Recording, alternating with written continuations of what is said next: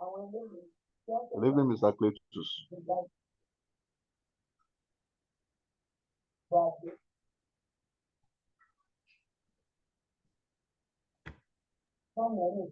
Let me talk back. Good Yes, evening. boss. Good to see you. Nice to hear your voice, sir. How's the... Yes, so nice to hear your voice too. How's the weekend going? You're good. You're good. God is helping us, sir. Yeah, thank God. You're welcome, man.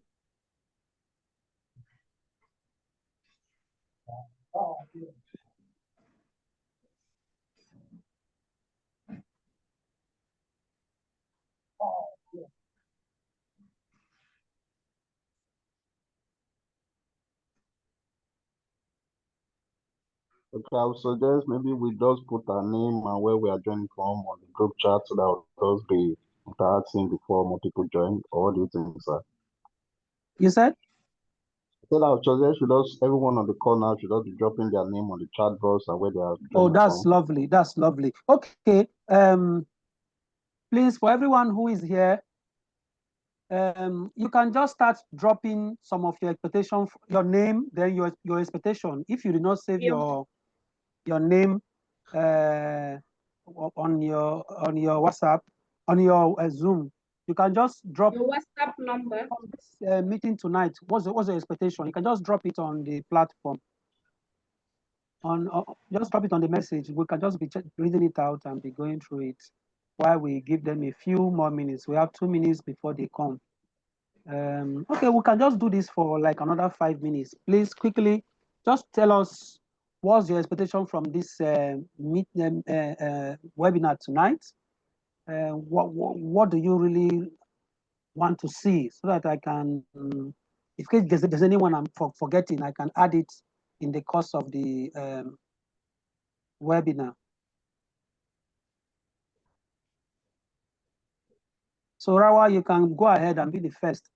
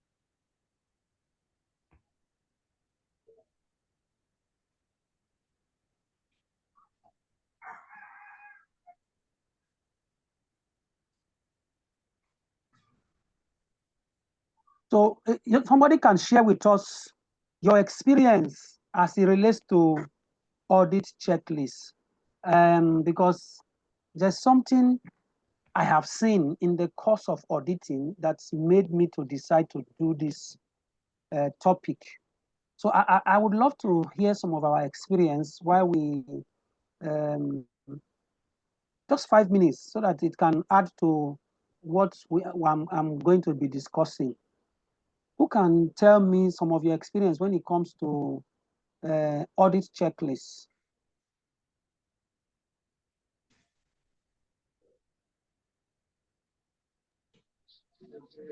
Hello, good evening, guys. Please, can I speak? Yes, I'm unable to type. Yeah, go ahead, please. Go ahead, please. Okay, so my experience from audits is that when you don't prepare your audit checklist properly or very well, it do not address the question when you go for audit. So for you to prepare or to have an effective audit checklist, it's better you go through the process.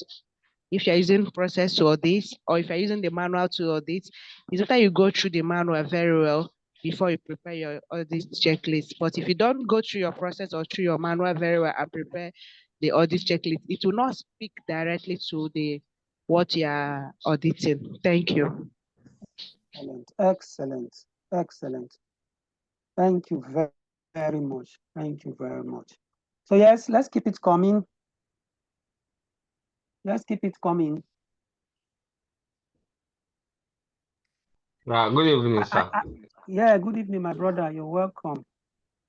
So, for me, what I've noticed, at least from my experience, is that there are times whereby if the auditor does not use the correct, if he does not ask the correct questions, especially when it was the audit checklist is being prepared against the standard. So there are things you are expecting to see as evidence. So you need to prepare the checklist such that the questions you're asking them is not so ambiguous that they don't know what you're talking about. You need to simplify it such that they know what you are requesting from them.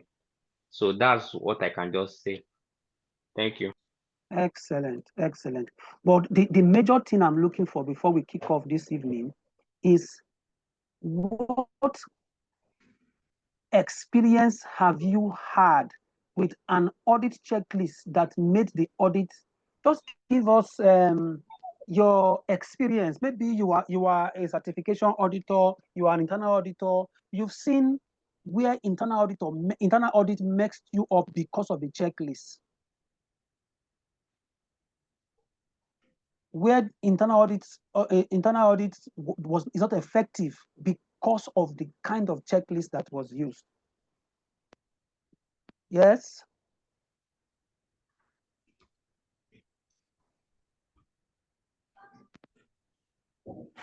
Is there anybody?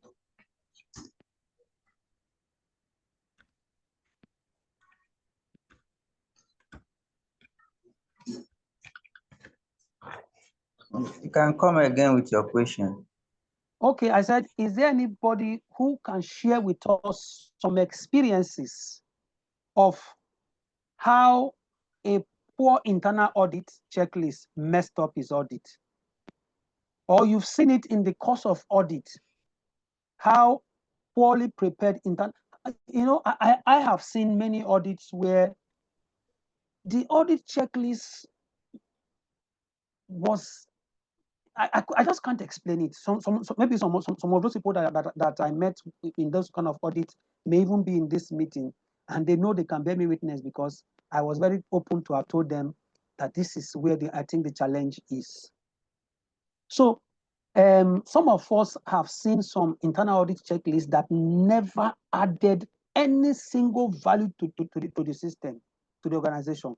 It did not add a single value. And that was because the kind of checklist that was prepared, because the kind of auditors we have today, many of us rely on checklists. So if it is not in the checklist, I cannot audit. The audit cannot hold. It must be what is on the checklist. So based on that, I want you to share some of your experience. Which kind of checklist have you seen that wowed you? Man, this checklist, I never seen this type before. Oh, this checklist is what did not make this audit to be valuable. In my so many years of auditing, I have seen checklists upon checklists. Some of them I actually pity the organization because some of the people you are even trying to talk to, they are not even ready to listen. They are there arguing with you, So, and you could see their audit. The audit is so poor that it does not add any value to the company. An audit is supposed to add value to the company. So if we have one more, then we'll start. If we have one more person, then we'll start. I just wanted to actually, I've come across an auditor, an internal auditor that comes to audit my process. But I also noticed in the course of the auditing that he doesn't have clear understanding of the process. He just want to base on the checklist that he has at his disposal without even understanding the actual process. That any evidence is audited. I also noticed that any evidence, anything that you present as evidence, he will just accept. So that is That is one of the experience I have. So, for my own opinion, an auditor, being it internal or external, at least you should have at least 70% understanding of the process you are auditing. Without that, Excellent. that I don't think you will succeed, because Thank you anything. very much. Thank That you is just, very much. for example, you say a test is meant to be done every 1 hour. If okay, in the case of an issue, when there is non-conformity, maybe the process, let me say you are checking temperature, the temperature exceeds the standard, you went above the upper limit or Limit. went below the The lower lower limit. limit. What should be done? But most of them, once you show them the checklist, they will say they cited the checklist. They don't ask question. Why is it the SPC, the statistical process control? Is it going above? Is it when it goes above? What should you do? They don't. In fact, they don't know. Most of majority. So there is need for maybe at the end of the training today or lecture Thank today. you very much. Thank you very much. I really appreciate this. So here, please, let's start. Good afternoon. Please, Yes, I yes. also want to add Please, to what go the ahead. speaker said, the last speaker just said. You see, as an auditor, you must at least be a subject matter expert in the process you want to audit. Because most time it is not about checklist judgment, or you shouldn't be checklist bias, because the checklist is already had given you explicit information of what you want, the question you are going for. But as an auditor, you must be objective. What exactly is the reason behind that question? Because for every audit process, there must be an objective for that audit. What are you auditing for? Or what are you auditing? What is your audit tending towards? Most auditors don't have that idea. The only thing is they ask the question. Some also don't, sorry about that. Some auditor, not most auditor, some auditor don't have that idea. They ask the question, and once you bring out any evidence, they believe it's okay. And auditing is not about that. Auditing is about improving the system. So you must be able to profile, at least educate the auditee on what to do to improve the system. That's my own. It's one of the experience I've gotten in the process of auditing. Thank you very much. Thank you very much. But there was something you said, which I am sure in the course of the training, the webinar, I'm able to correct it. But if case I forget, I hope I don't forget. Now, you talked about, I hope I grabbed what you said very well.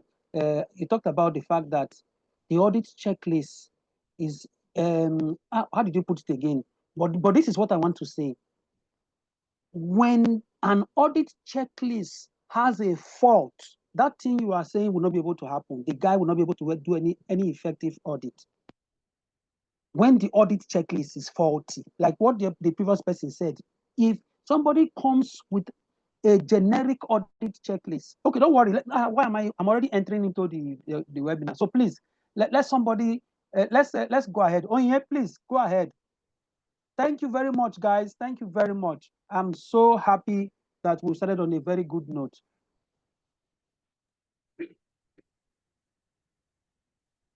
Thank you, guys. Good evening, everyone. Those just joining us, good evening. And welcome to today's webinar once again. This webinar is hosted by the Quality and Management Systems Auditors Institute, QMSAI. We are glad to have you all here, professionals from different globes, different industries and regions. Welcome. So this evening's section is themed How to Prepare an Effective Audit Checklist.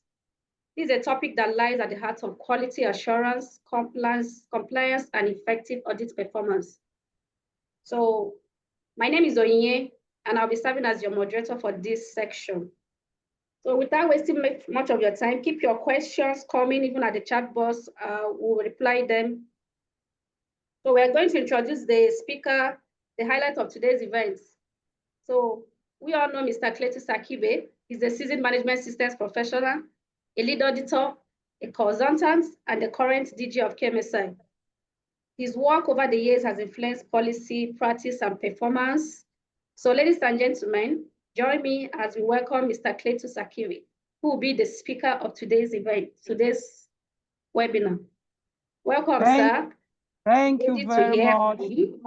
Thank you very much. I am so happy.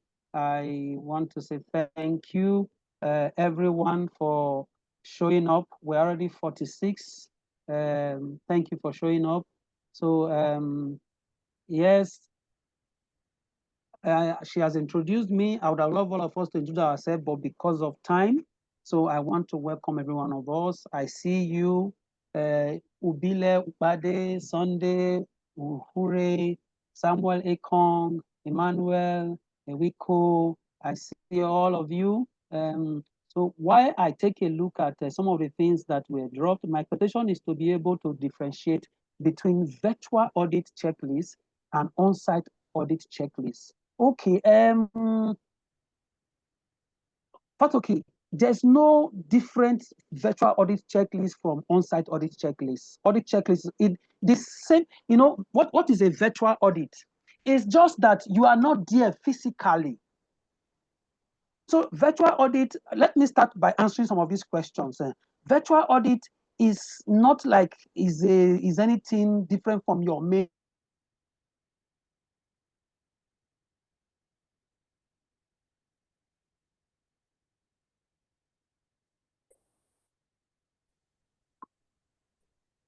Sorry, the difference is that it is virtual and not a physical audit. Can you hear me? Can you Yes, hear you me? can. Okay, Yeah, so the difference is in the fact that the one is virtual and the other is physical. Even in the virtual audit, unfortunately, this training is not for that. Maybe we will take that as one of our webinars. A virtual audit, you can still do everything you are doing in the physical audit in the virtual audit. You can review documents, you can view the work they are doing, you can ask questions, you can interview in a virtual audit, depending on the platform you are using. You can actually ask somebody to take the camera to the work floor, they show you what is going on, or go close to this, I want to see this figures, I want to see this temperature. You can still do everything you want to do, just like you are doing when it comes to your physical or your on-site audit. So audit checklist for virtual is the same thing with audit checklist for physical audit. There's no difference. So any other person? Okay. Yes, I see you, Peter Shei Alemoyo from Ibadan. Temitope Rawa from Ogun State. I see all of you. I see Oluwaseun Olawole, Lagos. I see all of you. I see Yinka. I see Sunday Adebayo. I see, okay, I see Fadola. Fadola said, my experience includes to have detailed awareness about the role of QMSAI on the auditing profession in Nigeria and how the organization can put someone in just, okay, beginning in the auditing career, although who might have worked in other profession, how to become a member. Okay, all of this we will take care of at the end of this at the end of this webinar. We will take care of this, and you can still call for more questions after now. Yes, the language is English. So they're asking me to confirm the language is English. So these are some of the things we will be looking at. So I want to welcome Mohammed. I want to welcome Okon, Inibehi. I want to welcome every one of us to, if I've not called your name, please, it's not because I don't want to, just because I need to quickly kick off because of time. So please remind me later, in case I forget, Mr. Johnson, so that I can attend to this, your question. So I want to welcome every one of us tonight. Let me quickly share my slide. I want to welcome every one of us. Let me get my slide up. So,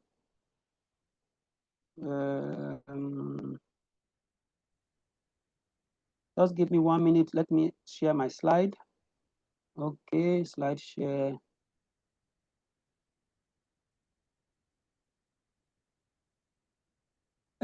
Oyi. Okay. Okay, I can now share, yes. Okay, thank you very much. Please confirm you can see my slide. Confirm yes, you we can can see see my it. slide.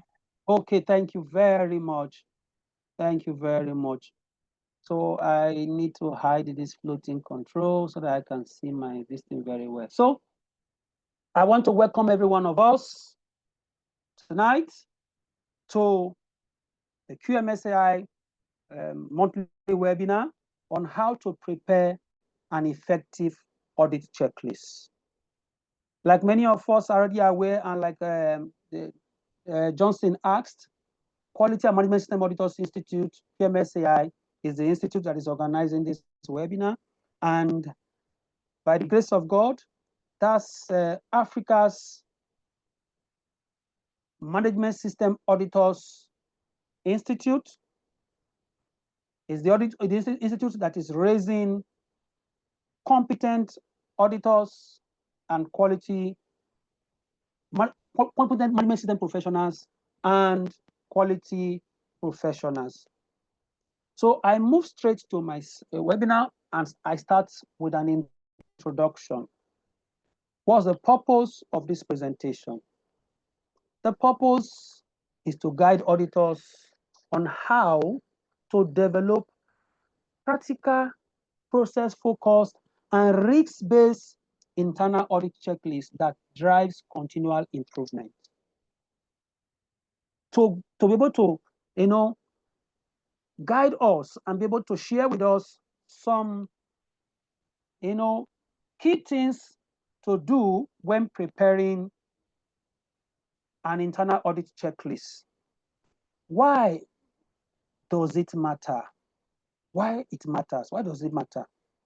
Because a well-prepared checklist ensures a focused, consistent, objective evidence gathering, and it adds real value to the organization. Get that? He said it adds real value to the organization. And like you know, management system auditors are value-adding professionals. We add value to organizations. We make organizations to continually improve and get better. Because in the PDCA, we are in the C. We are discussing the C part of the PDCA, which is checking. So internal audit is one of the best tools for checking any management system and improving an organization from the audit reports. Areas that needs to be improved, you will use it to improve your company, whereby the organization will only be improving and can never go below if you keep this cycle going. So like I said, in the PDCA cycle, the C is what we are discussing. We are discussing from the point of the C, which is checking. Because as you check what you have planned to do, and you see areas of need to improve, you improve it. This helps organizations to keep improving and do better all the time. That's why you have seen many organizations that have lived so many years, they are still in existence because they practice the PDCA cycle. And in this PDCA cycle, we are discussing internal audit, which falls under the check. What is an internal audit checklist? An internal audit checklist is a structured list of questions or criteria that is used to verify conformance to standards, internal processes, and regulatory requirements. In brief, a structured list of questions or criteria that is used to verify conformance to standards, internal processes, which is used to improve the organization. So depending on the type of audit you want to carry out, but I would love to talk more on internal audits. I will use internal audits as more as my examples, not a certification. So a structured list of questions or criteria used to verify conformance to standards, internal processes, and regulatory requirements.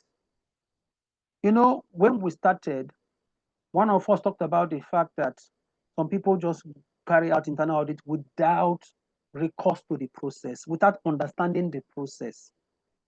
I tell you the truth. I tell you the truth. I'm not generalizing based on the audits that I have carried out, for certification audits I have carried out. Hundreds of certification audits I've carried out. I can tell you for free that over 70% of the internal audits I have seen, it's far above, but I just want to be conservative. Over 70% were just some generic audit checklist that doesn't really add tangible value to the organization.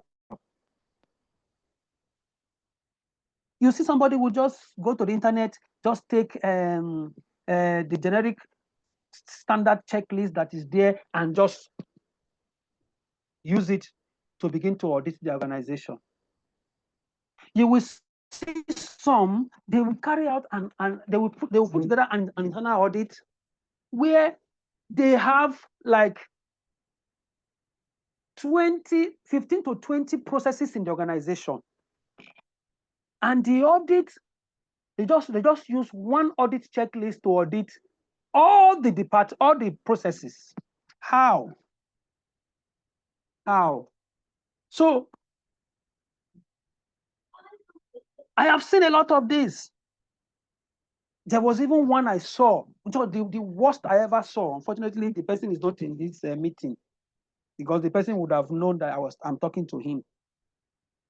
When I audited the company that he did an internal audit for, I was really heartbroken. It never left my mind that I need to do something about internal audit checklists.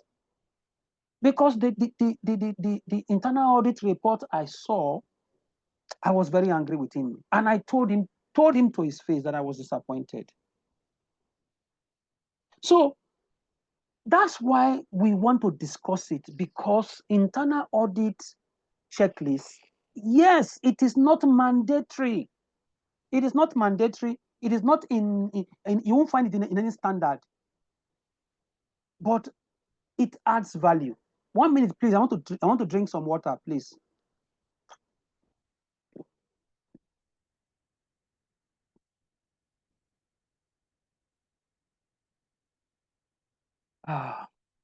Sorry about that. I was really thirsty. So let's quickly look at types of audit checklists. You have the clause-based audit checklist. You have the process-based audit checklist. You have the risk-based audit checklist. You have the customized / hybrid audit checklist, where in the clause-based audit checklist, for example, if you want to do an internal audit checklist where you want that audit, the objective of the audit is to see if you are ready for certification. Not that it is the internal audit for the organization. No, it is a and you are just doing an internal audit to check whether you are ready for the certification. So you are using the clause by clause to prepare for that audit. So your audit checklist could just be the clause based on the clause only. Or you are saying, yes, the management says we should do an internal audit to check how we have been able to implement the clauses of the standard. So depending on the objective of the audit, it could be an audit that you want to see to what extent you have been able to fulfill the requirement of all the clauses of the standard. So you could call it a clause-based audit. You could say, okay, I want to do an internal audit checklist. I want to put together an internal audit checklist for, let's say, procurement department. And you say, I want to use the clauses that relates to procurement only. So I want to check if we have been able to meet these requirements. So you could use the only clause base, just by the clause. It could also be for certification. And your criteria for certification is always the standard. Now, it could be the process-based audit, where you are auditing based on the process. This is not the meeting where we'll discuss processes. We could put that one in another webinar. But your audit could be process-based audit, where the audit boundary is strictly based on a process. Let's say internal audit process, procurement process, automation process, welding and fabrication process. You want to audit that process. You want to audit the process of customer satisfaction. You want to audit customer satisfaction. You want to audit environmental impact and aspect. You want to audit risk and opportunity. You want to audit the process from start to finish. Okay, I want to do a process-based audit from the point of raw material intake to the point of packaging and delivery. It could be a risk-based audit checklist, where you are developing audit checklist that is strictly based on process or on risk, or it is customized based on a certain area. So if it is a risk-based audit checklist you want to put together, that simply means that you will be putting together a checklist based on risk, based on the high level of risk. You will put together the checklist based on the available risk. In this type of checklist, you will not be going for trivial risk. You'll be going for those areas of that process or that scope of your audit that is of high risk. So your audit checklist could be based on a risk-based audit checklist. Now, this is determined by the scope of your audit. It could be a customized or a hybrid audit checklist, where it is for a specific purpose, customized to a specific purpose. It could be for where you mix both all of this together to have a hybrid type. So these are different types of audit checklists. So let's move to the next slide. The use of audit checklists, though not always required, like I said, by the management system standard, but like I said, it will always add value. It is one of the vital tools in the toolbox of an auditor. I can tell you for free, beloved, it is one of the most vital tools in the toolbox of an auditor. If it is not there, I don't know how the audit will go. The audit will not go well. Let me be sincere with you. The audit will not go well. That's because as humans, we can't put everything in our brain. So you need something to remind you. And the audit checklist is that thing that would help you. So many organizations will use them to ensure that the audit, at a minimum, will address all the requirements as defined by the scope of the audit. That's what it will do for you. But it will only do this for you if the audit checklist is put together well. If you put together a correct audit checklist, it will then give you this minimum benefit. I've already done this. Principles of an audit checklist. You need to align your audit checklist with the objective and the scope of the audit. And I've said it in the course of discussion that the type of audit checklist is based on the objective of the audit and the scope of the audit. So you must align your audit checklist to the objective and the scope of the audit. I talked about this already based on process, understanding, and risk. Like our brother said when we started, if you are carrying out an audit of a process, if you don't understand the process, it's like somebody who is quoting the Bible or the Quran without understanding it. You heard what one of us also said. He said, I think it's Fatoki that said so, that the person who is auditing, they are giving him evidence. He's saying yes, he's collecting it. He doesn't even know which one is the correct thing. And I tell you for free, I'm sorry to say this, but it's the truth. Many auditors that I have seen that has been trained, many of us who say we have ISO 9001 lead auditor, many of us don't understand this part also, because you can't audit what you don't understand. You can't audit what you have not implemented before. You can't audit what you don't know.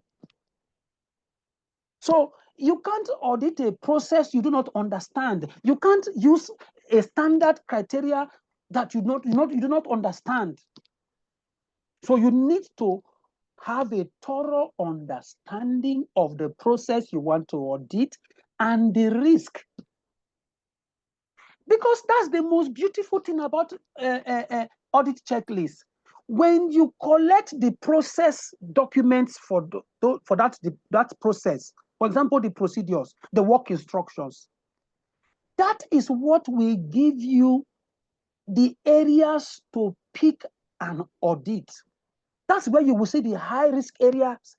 That's where you will see the areas to check. You will see who is to approve this, what is to be done here, what's the limit here. But if you don't have a thorough understanding of the process, you will put together an ineffective audit checklist.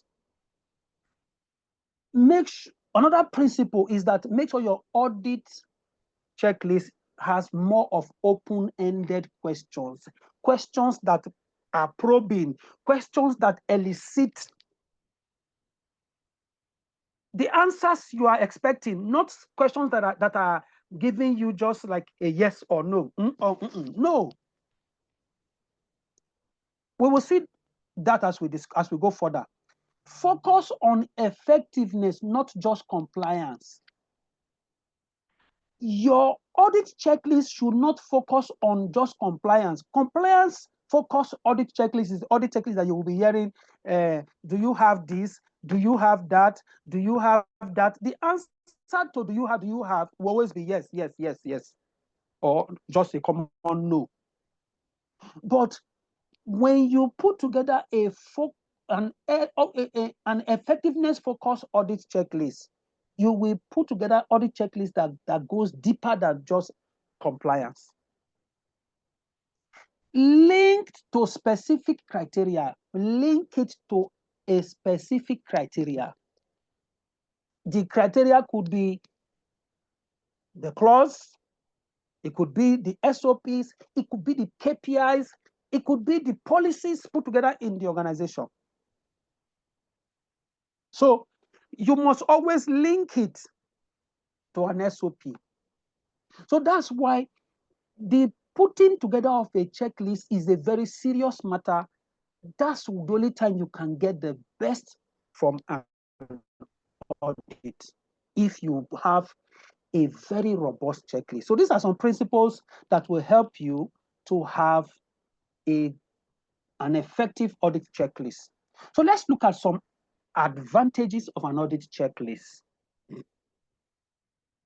Checklist, if developed for a specific audit and used correctly, if effectively developed for a specific audit, not a, see, there's a choice of word there. Specific, not generic. Not you just went to the internet, you just, oh, ISO 9001 audit checklist, you just copy it and you just begin to know. I have seen audit checklists where the guy just went to each department, is asking them from clause 4.1 to clause 10. What concerns procurement with 4.1, 4.2, 4.3? So you must put together an audit checklist that is effective and specific to an audit, and you should use it correctly. So if you do that, these are some of the advantages. It will promote planning for an audit. It will help you to plan for an audit. Just look at what I'm saying. If you pick up a procedure, pick up a standard and start looking at them to pick the areas you want to question, you will be able to plan that audit. You are already planning the audit to be a success. It will ensure a consistent audit approach where no area is left out. You'll be able to touch everywhere, and your audit will be consistent. It acts as a sampling plan and a time manager. Like you are aware, no, I keep saying this everywhere. No audit can be perfect. No audit can no audit can come and audit and you say after the audit the audit was perfect. No. An audit is a sampling process. So the time available may not be enough to do a thorough audit. So the checklist acts as your sampling plan. It helps you to manage time, able to put together audit checklist based on the available time for the audit, and helps you to stay in time that you do not derail, and by the end of the 2 hours or the 4 hours, you are just at question 4 instead of, you're heading to question 60. So it helps you to plan well and manage time. It serves as a memory aid. It serves as a memory aid. Just imagine when you go to an audit and you get to a point, you wanted to ask a question, you now start hitting your head. Hey, what's that thing I wanted to ask you again? Oh, hi, I forgot, hi, it's just, and you're just there, you can't remember what you wanted to ask. So it serves as a memory aid. It provides a repository for notes collection during the audit process. You will see the sample audit checklist that I will show you later. You must provide a place where you are able to take notes, where you are able to write what corresponds to that particular thing that you are looking out for. So it will help you to as a repository for note collection during the audit. Audit checklists provide assistance to the audit process.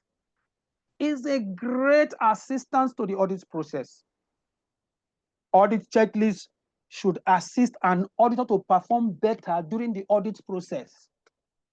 It will always help you to perform better. Audit checklists can be used as an information base for planning future audits. You can use it to plan future audits. Audit checklist helps to ensure that an audit is conducted in a systematic and comprehensive manner. Don't forget, in definition of internal audit, we said audit is a systematic process. So it will help you to conduct an audit that is systematic and comprehensive. It will help you to do it in a comprehensive manner that you'll be able to obtain adequate evidence. Yes, it will help you to obtain adequate evidence. Checklist provides structure and continuity to an audit and can ensure that the audit scope is being followed. Checklist provides a means of communication and a place to record data for use for future reference. Yes, checklist will provide a place for you to communicate. It will provide a place for you to record data which you can use in the future. A completed checklist provides objective evidence that the audit was actually performed. You can bring your checklist any day, anytime. If somebody throws away your report and say, we can't find the report, or anything happen tomorrow, it could even be a legal issue. You can just pull out your checklist. Look at the checklist I used on that day. Look at the evidence I saw. Look at everything. So a checklist provides a record that the management system was examined. A checklist can be provided to the auditee ahead of the on-site audit or even the virtual audit. You can provide an audit checklist to the auditee, but you have to do it with wisdom, because sometimes it may cause intimidation and fear. But it's always good so that the auditee is able to prepare for you. Nobody wants to come for an audit where he asks for this and they are looking at him. He asks for this story, ask for this story, and it will just be a waste of your time. I have walked away from many organizations when I went for audits like that. They just wasted my time. When you're ready, you can let me know. I just walk away because you ask for this, nothing, ask for this, nothing, ask for this, nothing, ask for that. Everybody is just, man, I've done it many times. I'll just walk away. The audit has ended. When you're ready, you can let me know. So anything that has an advantage has a disadvantage. But why do we discuss this disadvantage? It's so that we are aware and be able to use this disadvantage for our own advantage. Because when you are aware of pitfalls of something, you will prevent those pitfalls. That's why we're discussing this disadvantage. So when audit checklists are not properly used or poorly prepared, these are some of the issues or concerns that may arise. The checklist can be seen as intimidating to the auditee, like I said, if you give it to them. Is this all you are coming for? The guy will be afraid. So you need to do it with wisdom if you are going to give it to the auditee. The focus of the checklist may be too narrow in scope to identify specific areas. This focus of the audit checklist may be too narrow. So that's why you must prepare your audit checklist with every information needed, so it is not narrow. Checklists are tools to aid the auditor, but will be restrictive if used as the auditor's only support mechanism. This is true. And this is what I see with many auditors. They just anything outside the audit checklist, it does not concern them. Audit checklist is only a memory aid. It helps you to remember what from that one question. I can just write one thing on my checklist. That one thing can give birth to 10 to 20 more audit trails that I want to check for. So don't be that type of auditor that will just ask the question in the checklist, and the moment they give it to you, Ogula, no, according to the Igbo people, no. Bekareba. So it is just a memory aid that helps you to kick off, then you follow the trail till you get to the end. So it is a support mechanism, not something that's the only thing. Anything outside of the checklist, no. Audit checklist discourages adequate preparation. Because if you are the type that is saying, audit checklist is already there, we already have another checklist, just give me. If you're the type that is give me audit checklist kind of auditor, where you will always ask the audit manager, give me the audit checklist. No. If you are that type of organization where the audit checklist is always prepared for the auditor, or we always go to our archive and just dust what we have and just carry and continue, it will discourage adequate preparation. So it should not be a substitute for audit planning. Plan your audit. Don't just sit put and say, I have an audit checklist already prepared. No. Ensure you plan properly. An inexperienced auditor may not be able to clearly communicate what he or she is looking for if they depend too heavily on a checklist to guide their question. Is the truth. So if you are the type that prepares an audit checklist for your auditors, if the auditor is inexperienced, I have seen it many times. Even a few weeks ago, I had the same challenge. I prepared the audit for an audit auditor in training. I made everything very simple. I even put on the evidence side what he should be looking out for. So I sent him to go and do an audit where I was auditing just to see what he will come out with. And I was actually dazed that after all this I have done for you, you still do not know what to do. So an inexperienced auditor may not be able to use the audit, may not be able to clearly communicate what he or she is looking for if they depend too heavily on the audit checklist to guide their question. Poorly prepared checklists can slow down an audit due to duplication and repetitions. Is the truth. Poorly prepared checklists can slow down an audit where, in the standard, if, for example, you are doing a standard, strictly most of your criteria are from the standards, you know that there are some clauses that are interrelated. There are some parts where you will see a clause that if you go later to clause 8 point something, you will still see where such is repeated. So if you don't prepare your audit checklist well, you will go and be repeating and thereby slowing down the time. Generic checklists which do not reflect the specific organization's management system may add no value and may interfere with the audit, is the truth. So when you just go and download an audit checklist and Mr. Timothy, please, can I have your audit checklist I use for your company? Or your company is not the same. You may even be in the same industry, but your procedures may not be the same. I have actually had the same. I told the person, no, please prepare your own audit. He said, no, just give me your own. Give me your own. And I gave. I said, okay, but with a disclaimer, don't say it's Mr. Cletus that gave me this audit checklist. And truly, that was what happened. I gave the person an audit checklist for accounts, for HR, and the rest. The audit checklist I prepared for a different client using their process.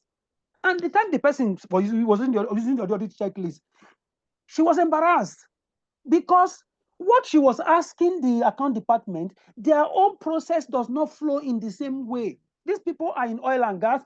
The one she's auditing is marine. And there was a challenge. So every company determines the way they want to do their things. It may be called account, but their processes are not the same. This one we say we'll do our own like this one we say we'll do our own like. So if you go and be asking questions based on the audit checklist are prepared for marine and go and be asking oil and gas, you may have a challenge. Narrow focus checklists minimize unique assessment question stroke approach. It encourages auditors to read a list of questions rather than explore audit trail that may come up in the course of the audit. So try to make sure your audit checklist is not narrowly focused. These are some disadvantages you need to be aware of as it relates to audit checklists. Is there any questions so far? Any questions so far? Any questions so far? Well, Yes, Mr. Cletus, good evening. please go ahead, Mr. Oche. Emmanuel. Mr. Stanley. Okay, is it Mr. Stanley that is talking? Okay, I can see Oche's Yes. hand up. Okay, go ahead, please, Mr. Stanley. So, Mike, I've sent it on the platform then. Okay. I've already shared it on. The question I wanted to ask is from the checklist I've seen numerous audit checklists. So, but none of them is trying to give a pictorial aspect of it. So the question I want to ask, is it proper or is it good to add a gap or a space for a pictorial gap in any audit checklist? I'm not sure I'm getting you. Pictorial. Yeah, picture in an audit checklist. Okay, when you say picture in your audit checklist, what do you mean? If you are conducting a facility like in a oil and gas facility audit, you might tick some colors, you might ask some questions, but you make sure in terms of legal, if they have any challenges in terms of court or legality, and they require for pictorial aspect of those audits you conducted, and you will not able to provide what it. you are asking is completely different, because we're talking about preparing audit checklists. Your own now, you are saying if you can take pictures and attach to your audit checklist. Obviously, if you have the time to take pictures immediately, download it, attach it to your checklist as evidence, beautiful. That is when you are using the audit checklist. But this particular webinar is how to put together an effective audit checklist, not how to use it yet. So if in the course of your audit, you have the time to take pictures and download them immediately and put it in your audit checklist, beautiful. But I think you don't need to put such in your checklist, because where you need it is in your audit report, not in the checklist. But if you don't want to forget which particular question is the owner of this picture, you can quickly download it, then attach it to the point where you have seen that particular evidence. That is in your using the checklist. But we are talking about putting together an effective audit checklist. Do you understand my answer, please? Yes, I do, sir. Thank you, sir. Yes, thank you. So, Emmanuel, please, can you ask your question? Okay, good evening, sir. Good evening, Yes, sir. yes, thank you. So I'm Emmanuel Oche, HSC site lead. So my question goes like this: for the process-based audit. Now, assuming as an auditor you were called to a company, let's say an engineering company, and you are to audit based on a specific department, let's say the welding department. Then you go. Remember, I picked a very key point. What you said you should align the audit based on, it could be your KPI, it could be your SOP, it could be any written procedures of the company. But when you got there, to your greatest surprise, auditing the welding or mechanical department, you then found out that the SOP are not properly carried out. The SOP is just, even it looks as if it was just a caricature kind of SOP. Now, at this point, we all know that once you want to deploy an auditing at that very moment, it might alter the efficiency or the efficacy of your audit. At this point, what should you do? Now, should you then begin to ask questions, or you begin to go online to see a more suitable and recommended standard based on the department you want to audit? Yes, so that's my question, sir. Okay, well, to quickly answer your question, your carrying out an audit is not to come and help them to put together what is not right. You are carrying out an audit to find out the areas where they are not doing well. So it is, I don't know, except if the scope of your audit says you should give them a recommendation of what to do and help them close it out, if that is your contract with the company as a consultant. But if you are a process auditor, you just came to audit, you may not even be a part of the department. You may not even be working in that department. So what we are talking about in this meeting is preparing an audit checklist that will help that process to be improved. So if you go to carry out an audit, and when you got there, the practice differs from the procedure, those are the things you should actually put down in your report with evidence of what you have seen, then for them to go and improve upon them. So there's nothing wrong at all. That's the major reason why you were asked to come and do the audit, to check for areas they are doing well, areas they're not doing well, that they may improve. So let's not derail this webinar. The major purpose of this webinar is that you put together an effective audit checklist that will add value. So let's leave the areas of compliance to the checklist and use of the checklist later. If we have some more time, we can discuss that one later. But let's stick to the preparation of checklists. Thank you very much. But just keep your questions to the end now so that I can quickly finish. Yes, next, let's look at some examples of audit checklists. You pull out 10 non-conforming products from the non-conformance report at random, and you verify the following. Was the root cause of the non-conformity identified, clearly documented in the non-conformance report? Was appropriate containment and corrective action taken to address the do you see the way these questions are captured? Is there documented evidence that the corrective action was monitored and found to be effective over time? Were any procedure, work instructions, or quality plan revised due to the non-conformities? Now, don't forget, this audit is on, who can tell me this audit based on what process? What process are you auditing in this audit? Anybody, please? What process is this question auditing? In this checklist, what process is it auditing?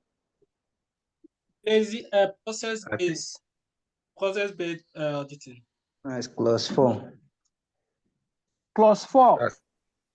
That's okay. No. That's okay. Audit. No. Who can tell me what clause of the standard, which process, okay, let's say the clause, let me use the clause now, or which process of 9001 is this particular questions you are saying auditing?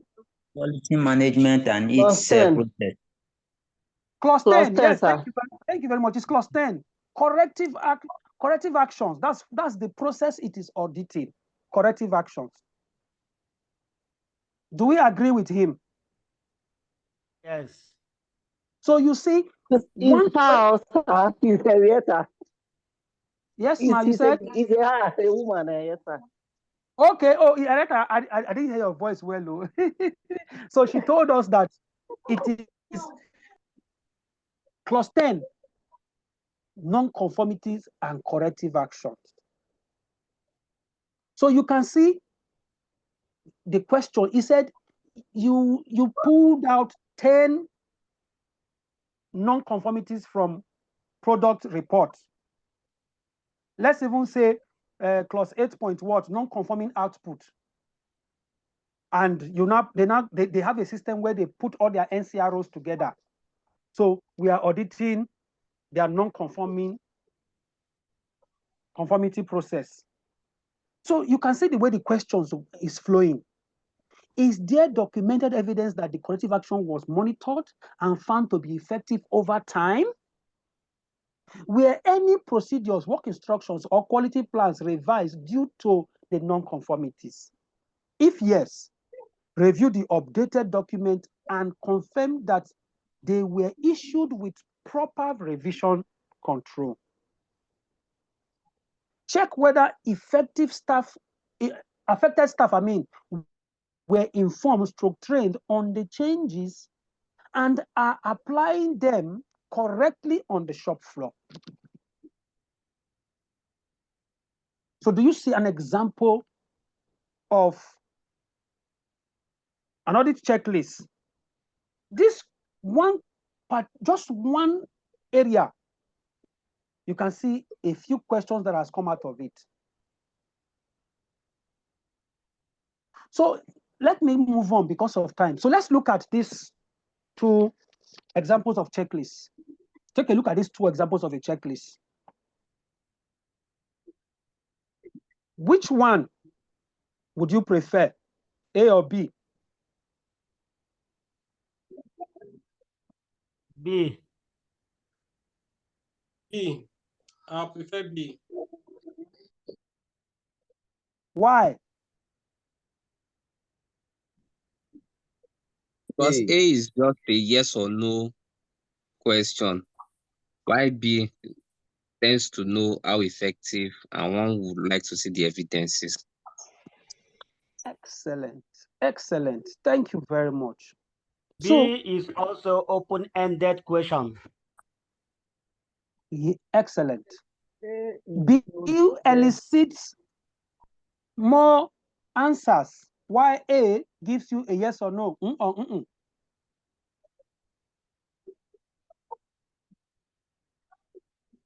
So take a look at it before I move to the next slide. Like you said, A is a closed-ended questions, while B is open-ended, because for the B part now, we ask one question and it leads you to other answers, not just one answer. You get more than one answer. That's on the B part. While the A is just a yes or no thing. Thank you very much. So it is not to say that the A part does not have where it is useful.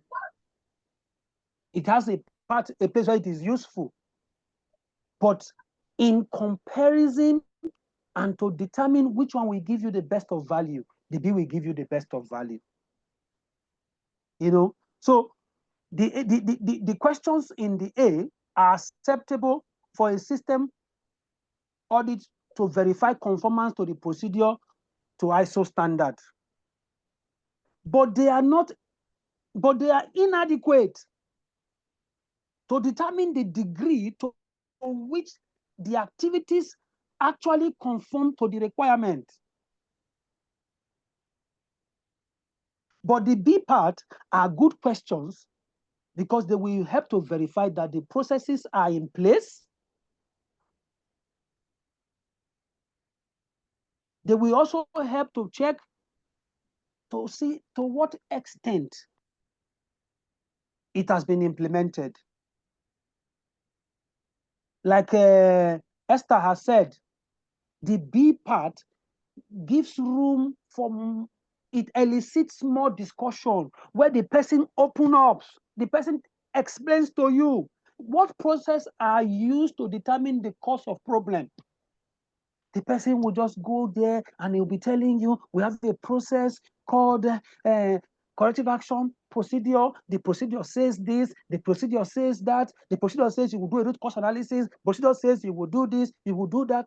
You know, you'll just be clapping for the guy and you'll be checking what the things that you want to verify. Okay, I will ask for evidence of this, I will ask for evidence of that, I will ask for evidence of correction, evidence of corrective actions, and the rest of it. But if you just do you have a corrective action procedure? Yes, we have. So for want of time, let me move up. Asking the 4 questions mentioned earlier in the blue box can be effective as long as they are followed with: was the cause of the problem identified? Like I think that first one that this one, you know. So you will begin to ask some more questions. Was the cause of the problem identified and recorded on the corrective action request? Was actions taken that should have eliminated the cause of the non-conformity? Is there evidence that the actions taken were effective? Were any associated documents updated like you saw in the first checklist that I showed you? Did they update their procedure? after, like our brother said in the question he asked about when he went to audit and the process is not. So after you have done the audit, where there are areas to be reviewed in the procedure, have they been reviewed? Has a new one been issued? Have there been a training based on the new changes and the rest of it? So I move to another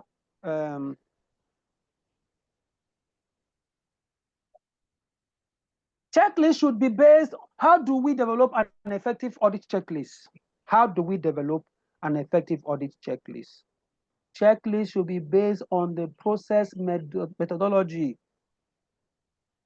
where you are verifying the adequacy of input into the process, and the effectiveness of the output of the process.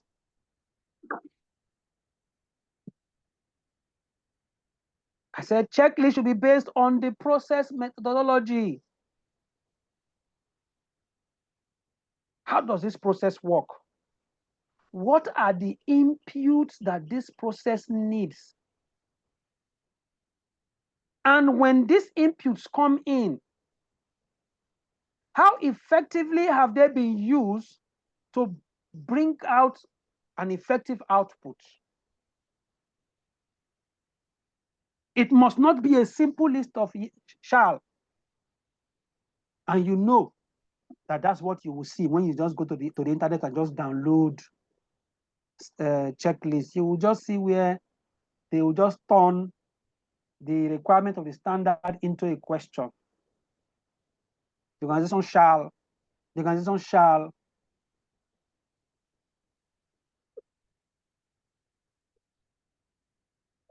So please, let's be careful in just going to the internet. Somehow, it makes us lazy and not to be able to put together an effective audit checklist. Checklist should include those interfaces with other processes that may lead an auditor to explore audit trail. For example, you are auditing supply chain. You may need to audit accounts. You may need to refer to accounting process, because supply chain will procure, but they can't procure without accounts making payment. Supply chain will procure, but they can't procure without another process making a request and telling them what they want. They will take that into the store. The person that needs it will go to the store and collect it. So you may need to interface with store accounts and the processes that are requesting for these things for you to be able to do a thorough audit. So you may need to include checklists of what you may need to check when you get to accounts, what you may need to verify from accounts, and the rest of it. Checklist should be based on facts and data and not on a yes or no question or just open-ended questions only. Your checklist should be based on facts and data, not only on a yes or no, or you just keep asking open-ended questions. No.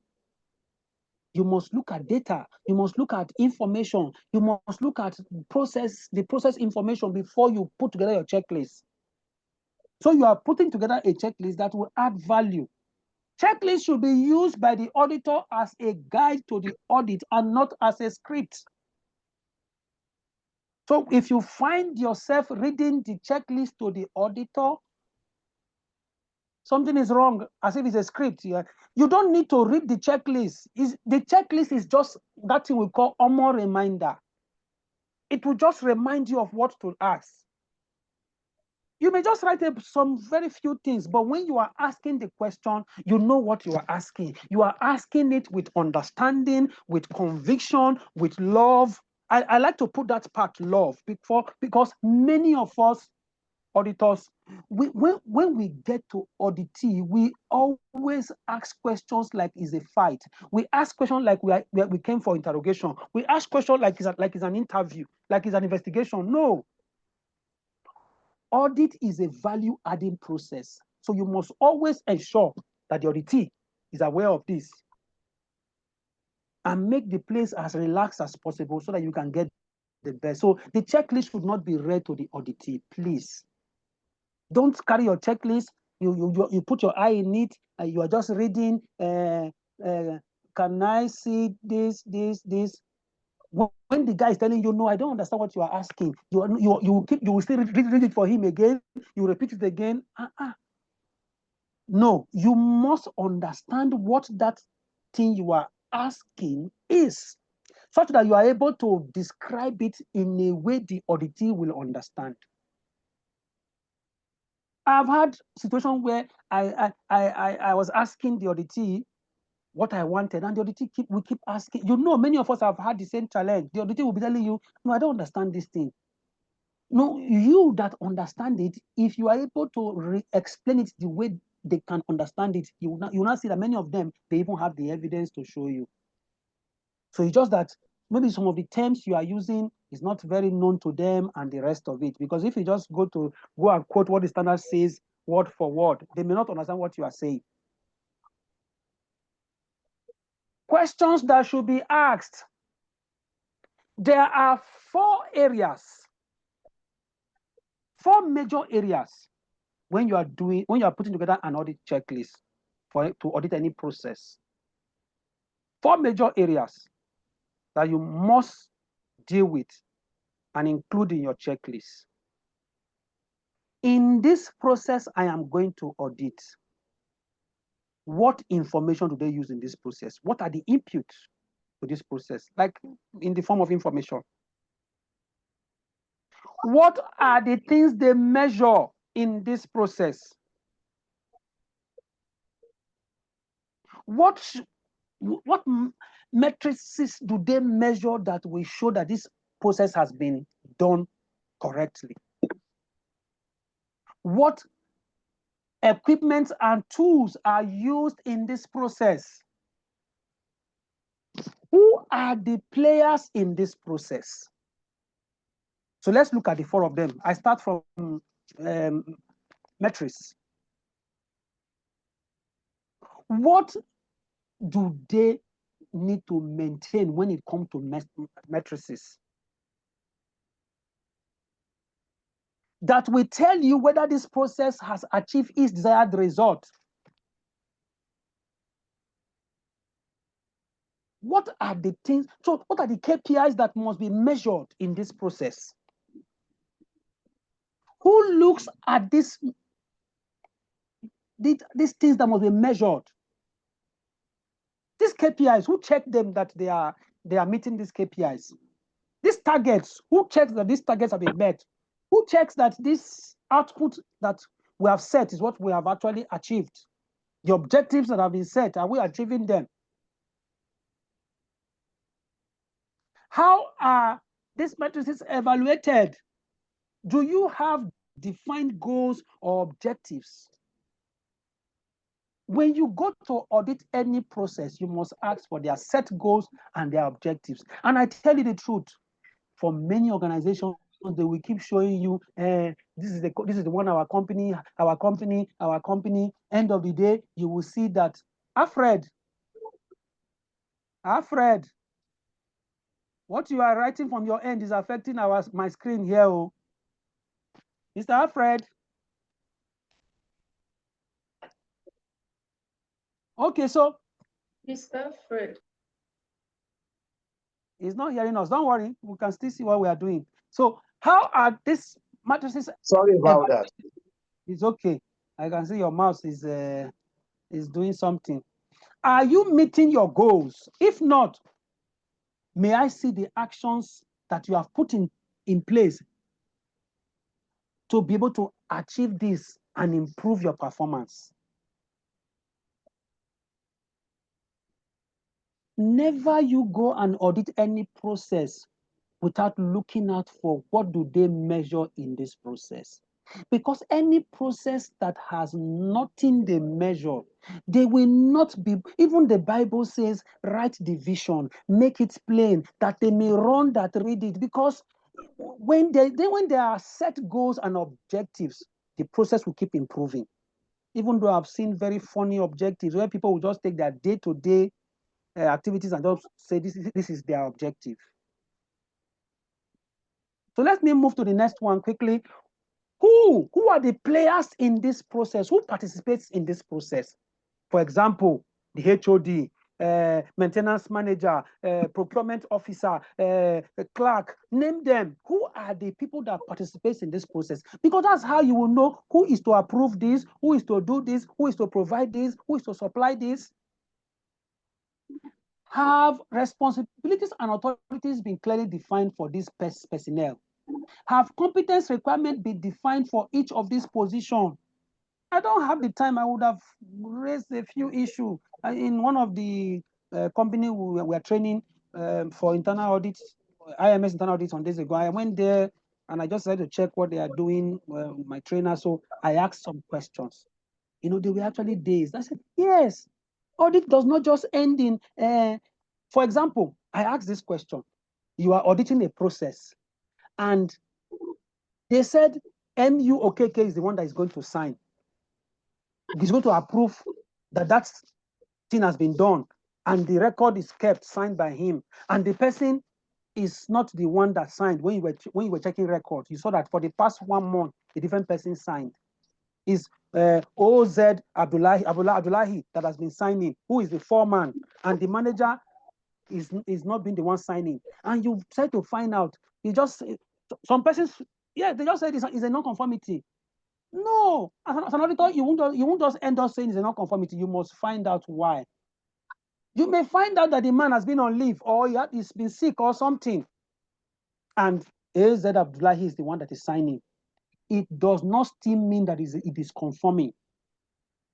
It does not mean, yes, you may have seen where you may want to find out who gave this man the authority to do this. They'll say, yes, see the letter, see the procedure where it is said that when AZ Okeke is not around, AU Abdullahi will be in charge. It is still not enough to say it's a conformity, even though you have seen the evidence that management approved that he is the person to take charge.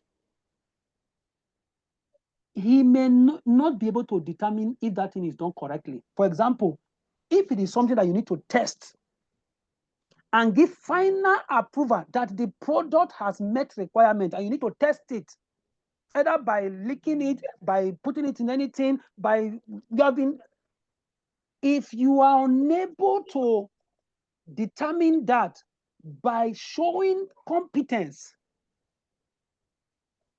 I will say it is a non-conformity, me, because it is not just to say you have been given management clearance that you are the one that is going to be in charge.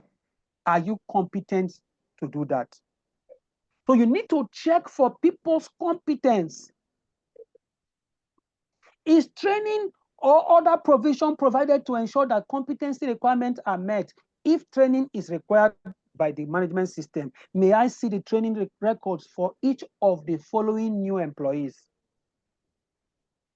I did it for my last audit, and the person was shocked. Yes, I said, who is the last person that was employed here? Luckily enough, 2 persons were there. I said, yeah, I need these 2 persons' record. HR will go and bring it.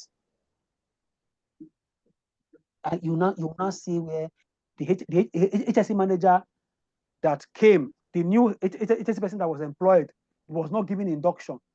They just assume that he's a HSE person, so he doesn't need induction. So you will verify that training met the competency requirement and that records of training are complete. Some persons were shocked the other day as I was auditing them.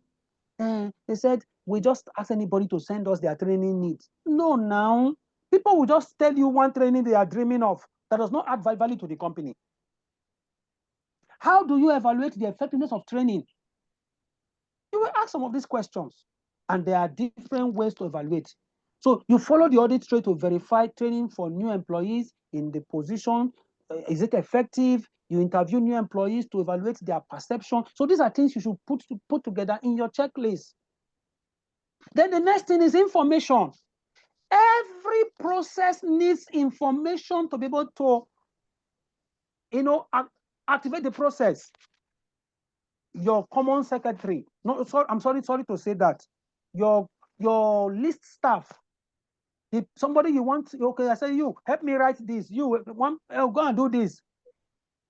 That person needs an input to be able to kickstart her own and pull out the output. So what information does this process need to be able to work? For example, procedures, work instructions, drawings, calibration record, test methods, name it, batch sheets, raw material specification, product specification, spare part specification. So you need to include some of these things in your checklist. May I see them, please? You verify that this documentation is reliable, is available where it is needed, properly reviewed and approved, and revision controlled. Are these documents suitable to meet the needs of the user? I have seen some procedures that, man, they didn't make sense to me at all. I saw one with one of a Sabi guy in one company that I was consulting for. Every procedure that they have is so voluminous. And the actual procedure for that particular thing is not more than 3 pages. But you will see a 20-something, 30-something page document where he has every procedure must have the company this, the company that, the company's structure. I don't understand. Why must all procedures have all these details? Are these documents suitable to meet the needs of the user? Are they useful? If not, why not? Are they too long, like I just explained, or too short, or incorrect, or even obsolete? What other information is needed for this process?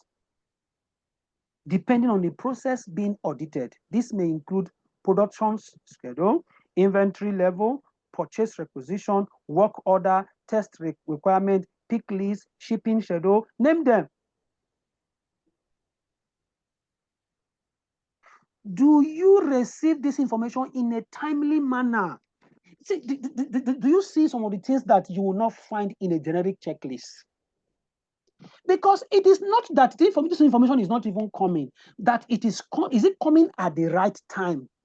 For example, if there is so much bureaucracy in approvals, that could delay the time of delivery. If it takes a long time for that thing to be approved, it could delay the delivery. It could even make us lose our clients. Is it accurate? Is it complete? It could be accurate, but it's not complete. It could be complete, but inaccurate. So you must check for all of this and many more. So the last part, what parts, what materials, what equipment, what tools, what hardwares, what softwares are used in this process? All these people asking for this slide. This thing you are seeing, the bulk of it is in QMSAI's auditors training material. Whether internal, whether lead auditor, you have them. In fact, internal even has it more. So all of you asking for it, don't worry. The truth is, all our webinars, you can find it on our website, on our YouTube. So you can always pick it up, download it, keep playing it. So it will be uploaded on, this webinar will be uploaded on the website. So what parts, what materials, what equipment, what tools, what hardwares, what softwares, and what are those things required for this process to operate? Are there any repetitive problems associated with this? You must be able to find out the equipment. Are they maintained? Are they calibrated? Are they even available? Are there spare parts available when they are needed? Are they available enough? I've seen so many things in the course of audit, my beloved. So these are some things that a a specific and non-generic checklist should have. An effective checklist should cover these 4 areas for every process you are auditing. Don't worry, we will share it. Oyin, you can share the YouTube handle after now. Okay, For sir. those of us who are not yet members of QMSAI, please try and be a member of QMSAI. You will benefit some more. You will benefit some more. So let's look at this checklist. I purposely left this checklist like this for a reason. But this is how my checklist would always look like. What is the check item I want to audit? So I write my checklist. What do I want to see? This is for example, but there's something I would want somebody to tell me from this checklist. I can use this checklist effectively for what I am looking for. But if I give this checklist to an inexperienced auditor, you can imagine what will happen. It will be a yes or no audit checklist, where he'll be asking, preventive maintenance schedule documented and followed for all vessels? He will say yes. The next one he will still answer yes, no, yes, no. That's likely what you may be seeing in this kind of audit checklist. But there's something I want you to understand here before. What the content is not the main thing here now, but I left it for a reason. But if I am the one using this audit checklist, I will still be able to use it and get the best of what I want. Because, for example, if I am asking, are preventive maintenance schedules documented and followed for all vessels? What I am expecting to see is that this person will show me their preventive maintenance. I will follow up with many other questions. If the person says yes, we have, I say, okay, beautiful. Thank God you have agreed that you have. Okay, can I see documented evidence of your preventive maintenance plan? So you see that audit checklist is supposed to remind you of what you are looking for. And that's why we said it should not just be your only go-to. It is your memory aid. So if I have this as my audit checklist now, for example, as professional as I have gotten to, I know how to use it because I know the other questions I will ask from this. We can be on this number 1. I don't know if Madam Kemi is here. She will tell you. She's one of the person I audited last. Okay, the clause. Somebody is asking, what does the clause mean? That is, if you are, this particular audit checklist is prepared for certification audit. So is it, it is a integrated management system audit. So that's why you are seeing EMS, you are seeing OSH. When you see EMS, it means that question strictly is related to environment. When you see OHS, it means that question is strictly related to occupational safety and health, which is 45,001. If it is EMS, it simply means it is strictly related to 14,001. If you see QMS, it means it's strictly related to, if you don't see anyone, it means it applies to all of them. So if I'm the one using this checklist now, for example, and I'm asking, are preventive maintenance those documented?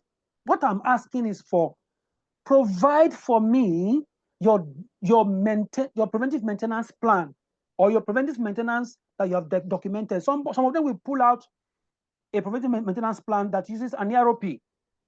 Some of them will pull out any different types of preventive maintenance plan. So there's no one fit it all. So it depends on what the organization has put together.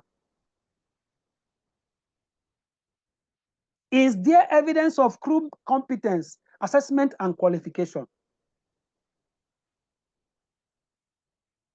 Yes, Oyin, please, just take the details of all this, everybody that is asking these questions.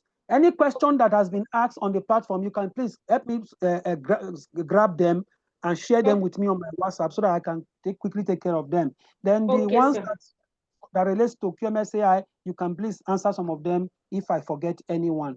So, is there a documented process for reporting and investigating technical non-conformities? The person will say, yes, we do. Okay, can I see it? Can you pass me through it? Can you please explain what is in it for me? Okay, the person will, and as the person is explaining, more questions will be coming in. Oh, we have a system of doing this. We record this. We do this. Okay, can I see the evidence of this record? As the person is talking, you are writing things you want to follow up. So that's why your audit checklist is just to aid you. It's not a final thing. It's not, it's a memory aid. With that, you are able, you can see, you will see that you have covered all the clauses. Now, you know, we said it that when we are training students, we always let them know that you don't give somebody an NC without referencing it to the criteria or the criteria, which could be the procedure, which could be the standard. You need to quote what requirement is the person not meeting, what evidence did you find. You can see on this checklist, what is the clause? If, for example, this guy is unable to give me this evidence now, I have a clause that I will reference the non-conformity to. Oh, the organization does not have a documented evidence for preventive maintenance. I will put the clause there, and I will state what the clause says, where I need to state it. Then I will now put NC. If it is compliance, I will put a C. If it is OF, I'll put opportunity for improvement. So the C means compliant, the NC means non-compliant, then OFI means opportunity for improvement. Then I will now write my objective evidence that was given to me.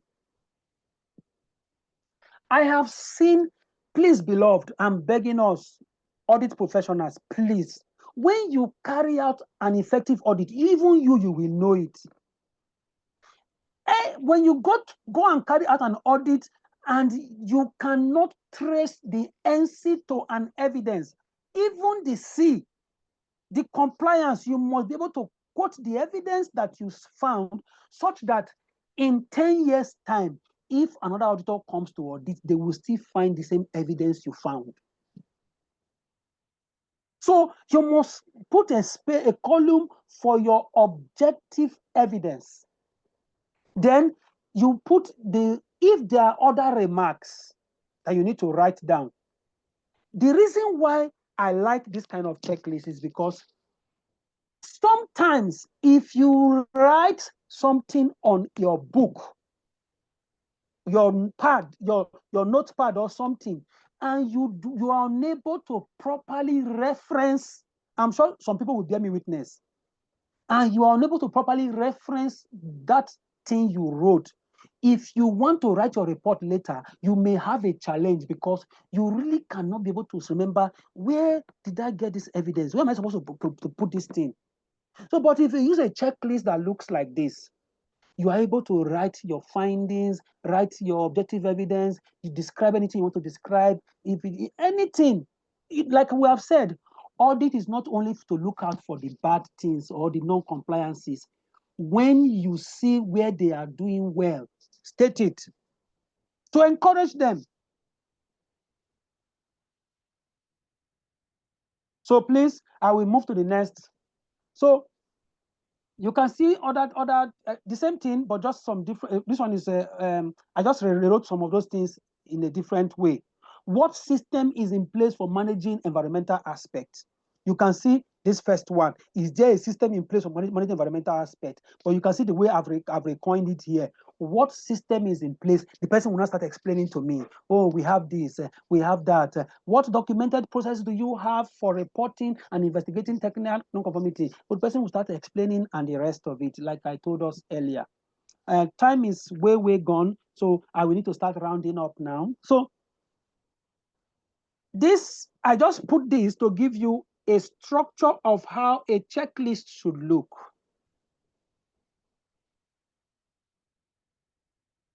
If you want to further help yourself, you can even put in your objective evidence some of the things you want to look, you want to see. You can just write it there. Okay, I will check for this. I will check for this, just to help you. And as you begin to audit with time, you will not need those things again, because you will not be good at auditing, putting together a checklist, and using your checklist. You know, you'll be good at being able to ask the right questions. Hello? Yes, sir. Yes, is somebody talking? Hello? Yes, sir, I can hear you very well. Go ahead.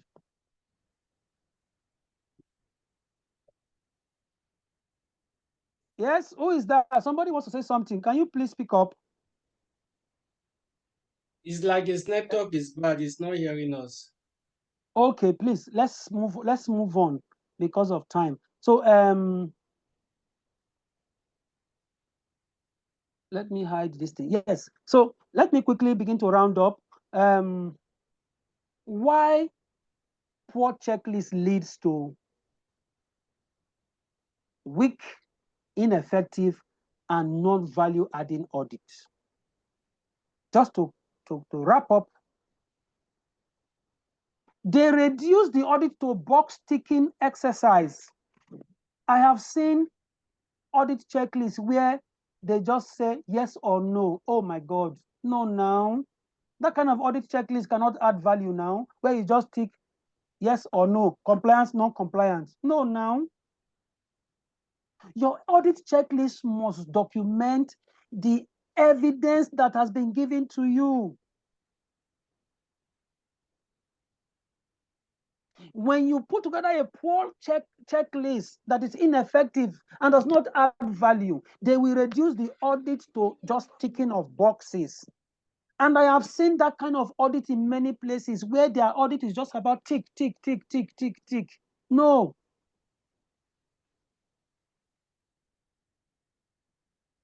So it turns the audit into a compliance check, missing the opportunity to assess the effectiveness. Your audit must go further to check, are these processes in place? Is it implemented according to the requirement? The implementation, is it effective? If we say we'll have 1 management review every month, that means we are expecting to have 12 in a year. So if I see 4 in December, it means it's not effective.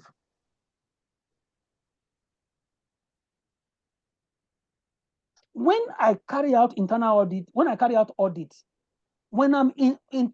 auditing internal audit, I take time to find out if the internal audit is effective. An internal audit that you just carry out one audit, you say our audit is 3 days, we'll just do audit of all the processes, we'll just do.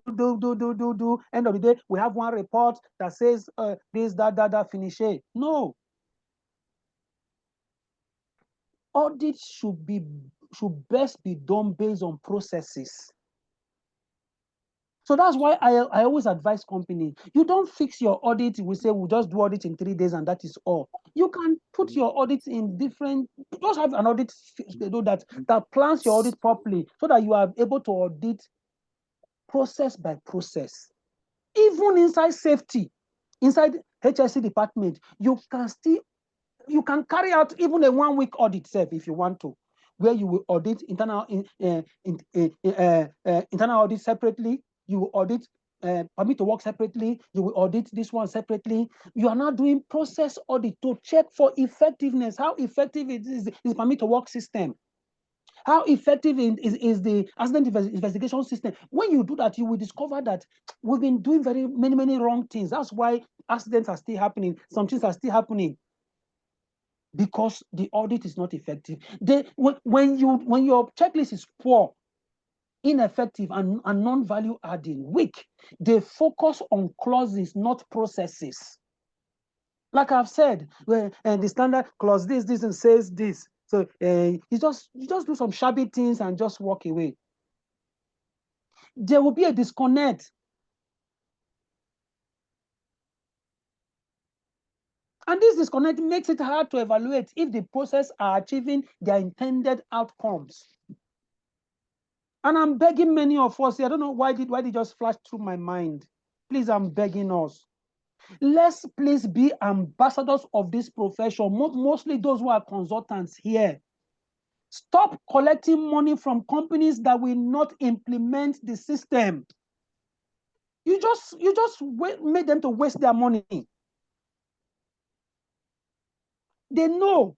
I will always tell you I will not do. Money is not everything. The purpose of the thing is not the certificate. The purpose is to see that companies in Nigeria are doing excellently well like their counterparts anywhere in the world using the global system. So when we begin to collect money and just give them certificates, we are bastardizing the system. So sorry for that digression. It's something that is paining me, and I'm seeing it every day, every day. I've seen many companies, even those who used to be my clients, they will just go and get one certificate without one document to show. I'm telling you the truth. My staff can tell you. One who I did ISO for 9,000 some years ago, he went behind me and went and he knows what they passed through to get the 9,000. Every documentation was put in place for them. Everything was done. Internal audit, name it, management review, awareness training, everything was done. Procedures were made, work instructions were made, everything. But when they wanted to get their 14 and 45, they went to the back door. They went to somebody I know very well in Nigeria. Somebody I know very well, my friend for that matter. The person gave them certificates without coming to the office, they don't even have a policy statement. And if I'm lying, I can show you the invoice when they paid me for doing all these documentations for them. Shell was not coming for an audit. Shell was coming for an audit. When this guy called me and was begging me, please, Shell is coming.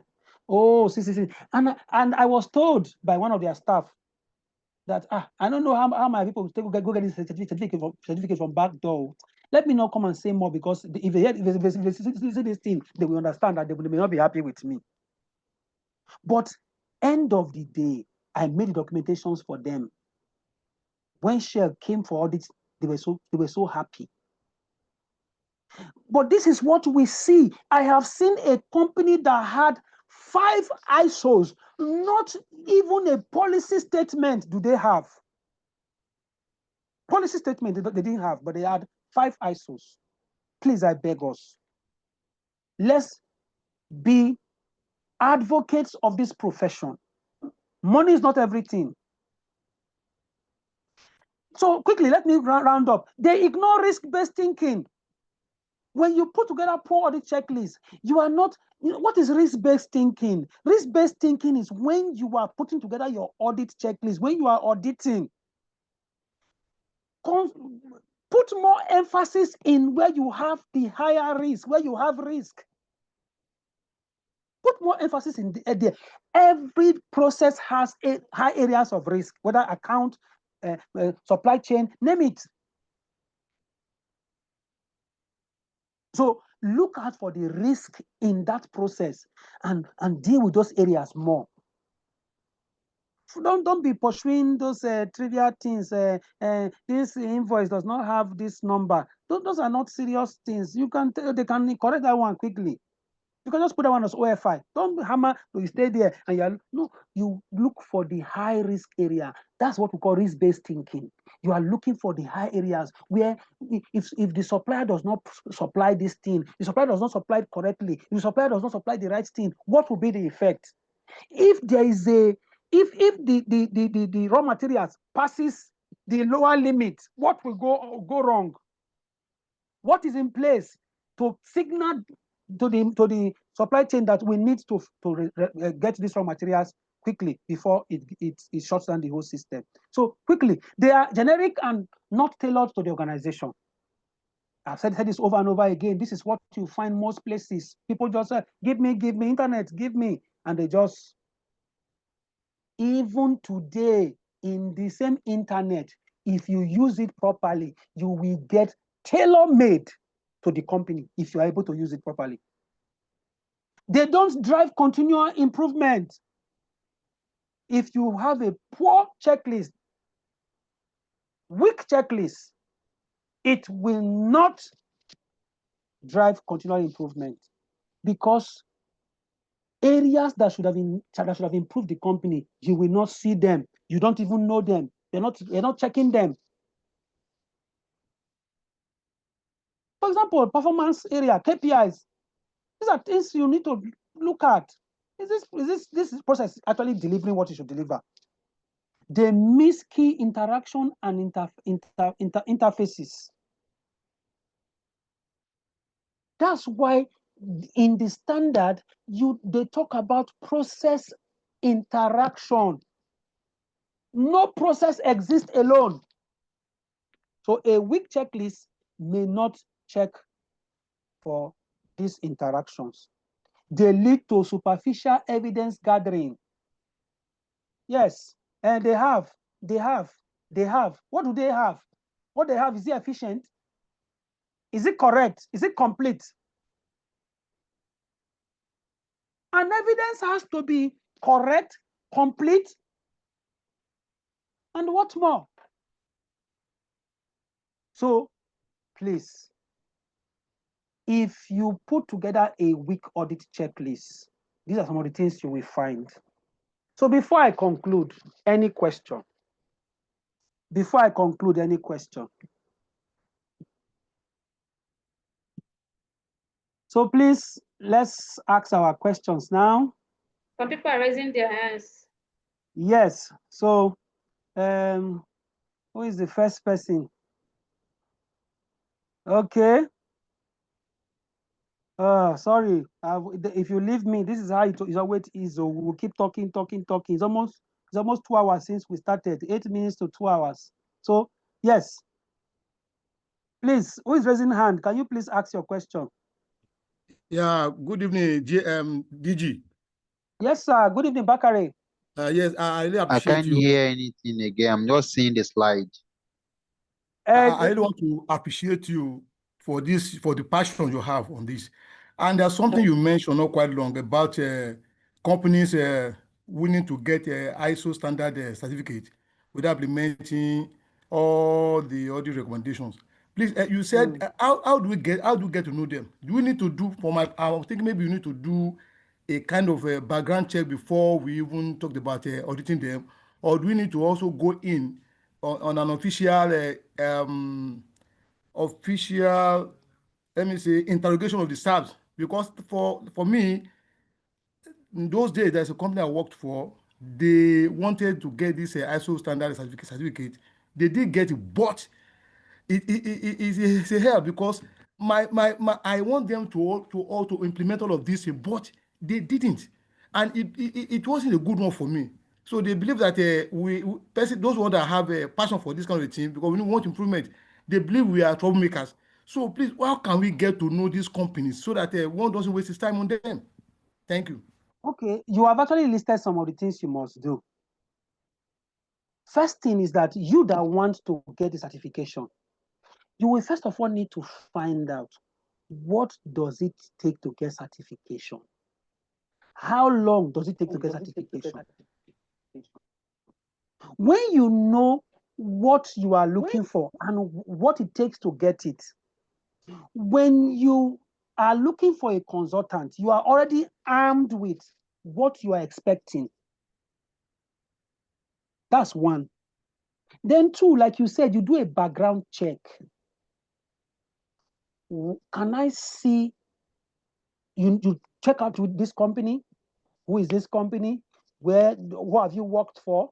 Can I see evidence of what you have done? Which certification bodies have you worked for before? What the people behind the company, you also need to check them out. Then you do a search you can go further to okay, say give me a list. So many clients they have done that to me. They will say, give me a list of your clients. Put their numbers there. You can call any one of them and ask them by yourself. So you can ask some questions. Then always ask them to send you a quotation. The quotation should, or a proposal that will outline what they are going to do.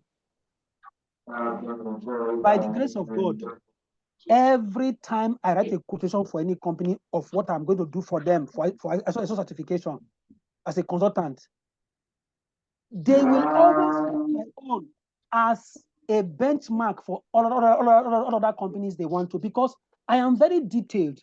I'm going to do documentation for you. Documentation includes manual, includes procedures, includes templates, includes policies, which we will do together. We will do this, we will do this, we will do management review, awareness training, we will do internal auditors training. If you want to train for lead, in case you want to audit your external providers, that's 3 training. Then the 4th training, do you want us to train you on how to use the documents that have been provided? Okay, we're going to be doing consultancy for you, where we'll be coming to guide you on how to implement this document. We will guide you in your first internal audit.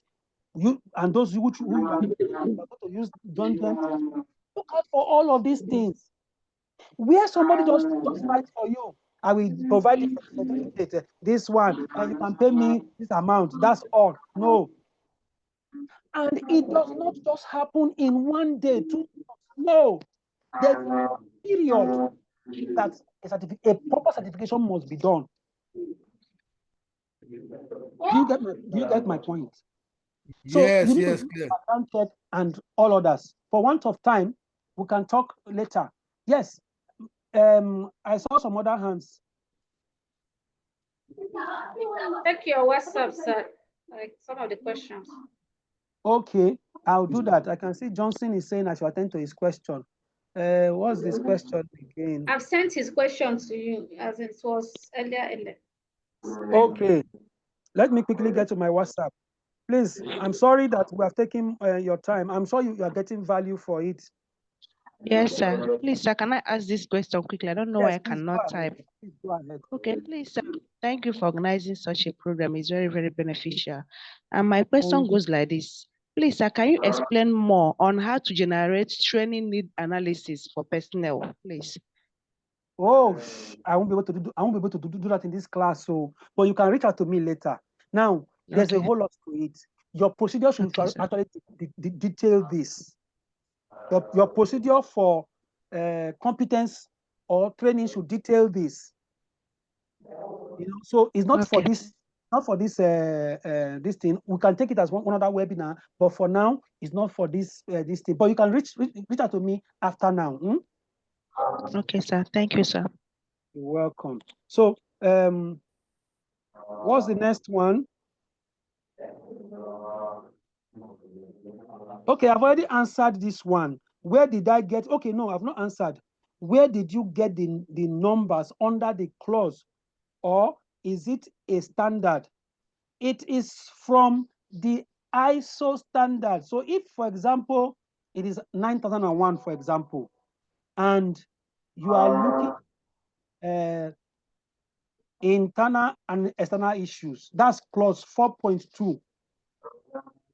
If you are looking for performance evaluation, that's performance customer satisfaction, you're talking about 9.1. If it is internal audit, you're talking about 9.2. If it is management review, you're talking about 9.4 for all the standards, all the management system standards. So those clauses are coming from the standard. And like I said, you don't give somebody an NC without a reference to the clause that the person is not meeting up with. Even if the criteria is the procedure, you must quote the procedure, the section of the procedure where it is stated that this person must do this, but the person is not doing it. So when it is standard based, the clauses should be arranged in such a format such that you are able to tie the requirements to a clause. Yes. The next one says, my expectation includes to have detailed awareness about the role of QMSAI on the auditing profession in Nigeria and how the organization can put someone who is just beginning a career in auditing, although who might have worked in other professions, how to become a member of the organization, general advice for a new auditor, or how to begin a career as an auditor, necessary certification, prospects in the career, etc. So, Mr. Johnson, let me start with the first one. To have detailed awareness, yes, I've been able to give you some awareness on checklists only. So if you go to QMSAI YouTube, you'll find some things we have done. Last year we did auditors hangout. There's a whole lot you can gain from that auditors hangout. It covered a whole lot. Then you can also follow us on all our social media handles. Then that reminds me, if you are not yet on the auditors platform, we have an auditors platform. It is free for all, though members have their own. Though the members are not yet using and benefiting well from it, because I don't see them asking questions, asking for help and the rest of it. You are free to ask for help on that platform. That is the members platform. As a member, there are some things you will get that others cannot get. But there is an auditors platform in Nigeria that QMSAI also opened. Every auditor is free to be there. So if you're not yet there, you can just reach out to Oyeye. Oyeye, you can drop your number. You can reach out to me. Oyeye will add you to the auditors platform. Then, for your question on as how to become an audit professional. Now, your experience where you're coming from is very excellent. You need experience to be an auditor, actually. At least you have working experience. That is an added advantage for you as an auditor. So now, you said to have detailed awareness about the role of QMSAI. Now, for QMSAI, QMSAI is equivalent to IACA. What does QMSAI do? QMSAI operates the way IACA operates the way Exemplar Global operates. We are both a membership institute. We are also a certification institute. We train and certify auditors. I am not boasting, to the glory of God. We have so many of our students here. They can tell you the difference between being trained by QMSAI ATP and having other certifications. I'm not boasting. I have trained for others before. So in putting together QMSAI certification, we use the experience. We use the experience that all of us have gathered from this and the loopholes and the challenges we have seen in Nigeria, where auditors just come out, they just get training and the rest, but it's not deep. Then we also provide avenue for auditors for members to join us for audit. We have partnership with some certification bodies where they allow us to take members to audit. So there's so many persons here who have benefited from it. So many persons. So that's what QMSAI does. QMSAI is a professional body that brings together all auditors, that helps auditors to become better. So QMSAI is also into certification.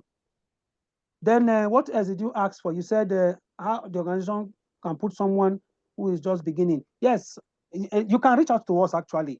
Then you can check out the website and gain some more things, then ask some more questions. If I want to answer all your questions here, it will take a lot of time. So, but you can see for yourself from this webinar, it shows you that there's a whole lot you can gain from QMSAI. And how to become a member, just go to the website. You will see the membership corner. Just read through. It will just guide you on how to, you just fill the form and they will respond to you. But you will see the criteria. First of all, check the criteria for membership. Make sure you thank meet you very those much, Mr. criteria. Cletus. Thank you, Mr. Johnson. So, but you can still reach out to me personally after now. So let me move to the next person. Is training evaluation feedback by those, maybe those who went through a particular training and not for training evaluation? Now, I can't say a yes or no. It is subject to your company's process of evaluation. So in your training procedure, you should have documented how evaluation is done.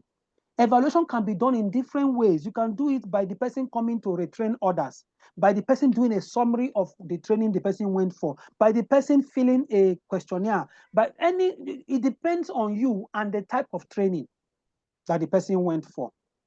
So the person filling a training evaluation may be enough depending on the type of training and what you want to achieve. So if, for example, there was an incident that resulted and the root cause was discovered to be a failure in competence, and that person was asked to go and get that competence, and the person came back, an evaluation of this training by training evaluation form may not be enough. So you may need to do other things to check, since this guy has gone for this training, has this thing reoccurred?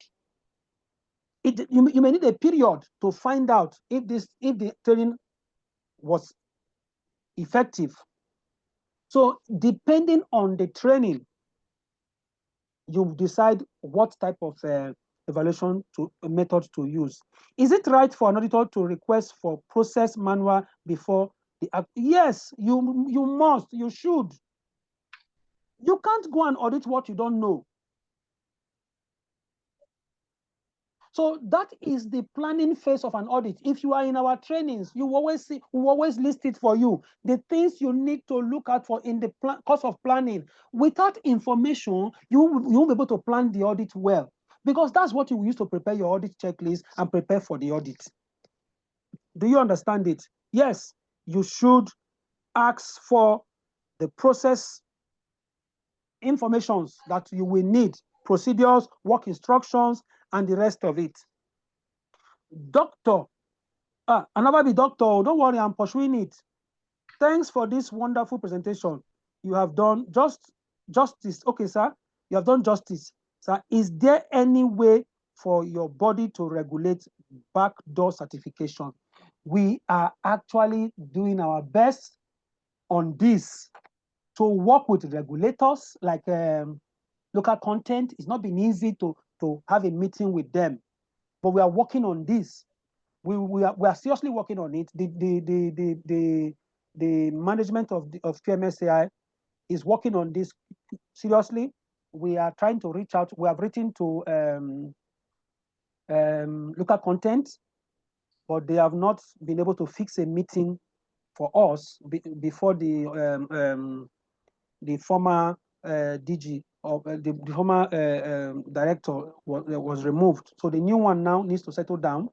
But we are trying to reach out to them to be able to work with them, and we're trying to reach out to other regulators, because they are the ones who are now making it mandatory, and they are doing excellently well. But many are now circumventing it using mostly the Indian companies. There are some of them who are not following what the standard says at all. Just pay the money, you get what you want. I have seen many of them who got some of them from the back door, and even local content did not accept it because they were also fake. So we are doing the best we can, but we can't tell you concretely that for now something is going to happen, but we are doing something about it seriously. So we're working with the regulators. We're working with regulators to see how we can be able to put forces together to prevent this. But this is why it is good to be a member of QMSAI, so that you are guided by the code of conduct. you are guided by these right principles as to what auditing is. Auditors are people who must not be found wanting in such a thing where you collect money to just give certificates. No. Or you collect money and just give one shabby documentation to a company. No. Today, we have so many consultants who don't even know anything about the standards. I can tell you for free. Many of them don't know anything about the standard. They're just after the money. And there are so many who are falling prey, who are also looking for somebody who just gives them certificates. So these are some of the challenges that we see. We need to round up. Please, can we get your WhatsApp number? Yes, my WhatsApp number is 080 3564 8661. I'll put it on the listing. Is my line and also my WhatsApp number 3564 8661. That's my number. So if you just type on any social media, well, the ones I belong to, Facebook, though my Facebook is full and I don't have space to add any other person, but I have my personal. They can follow you on Facebook. Your Facebook is on follow mode now. That's your yes, I have my Facebook page, personal Facebook page, which you can follow, but my normal Facebook is full for the past. No, they can still follow you. They can still follow you on your normal Facebook. It's on their professional dashboard. They can be following you. Thank you very much. So I'm on LinkedIn, I'm on Twitter, I'm just there, but I'm hardly. But if anytime you reach out, somebody will always attend to you. If I am not right there to attend to you, so don't bother. I will always attend to you. But WhatsApp is the easiest place to reach me direct. WhatsApp is the easiest place to reach me because sometimes you may chat me up on Facebook.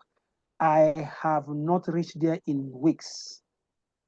But there's somebody who will always check if it is something that is professional. She will always respond as quick as possible. So I'm saying that so that if case you send me a message on WhatsApp, on Facebook, and I don't respond, is because I am hardly there. Because if you are on Facebook too much, you know go survive for this world. So thank you very much. Any other question that I've not answered? Yes, you can call me on WhatsApp, but if I don't pick your call, just know that for that time, I may not be free.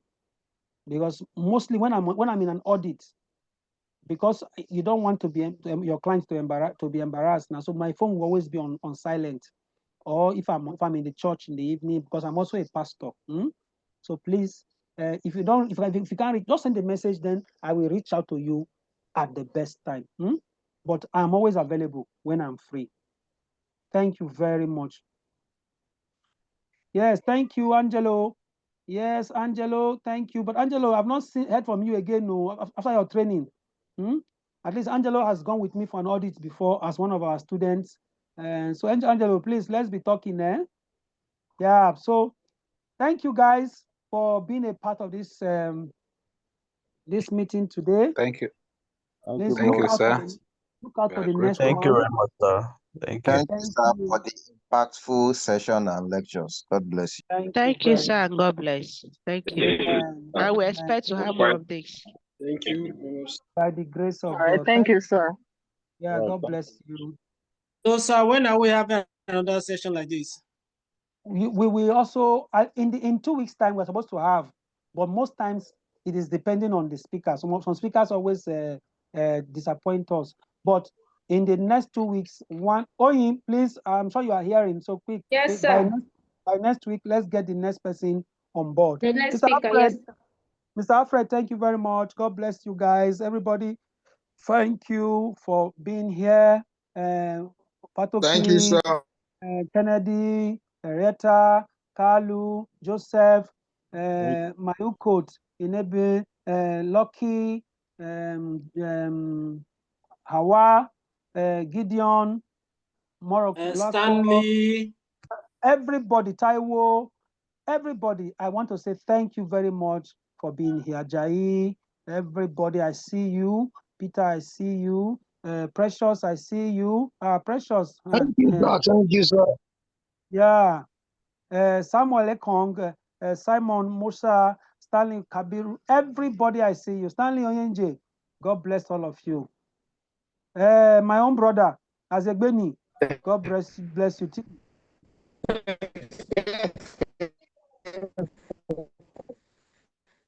So guys, Dr. Ugochi, God bless you. God bless you. God bless you, all of you. Umukoro, God bless you. Do have a beautiful weekend and see you at the next webinar. God bless you. Bye. Bless you too. Bye. Bye. God bless you. Thank you, sir. Bye. Bye.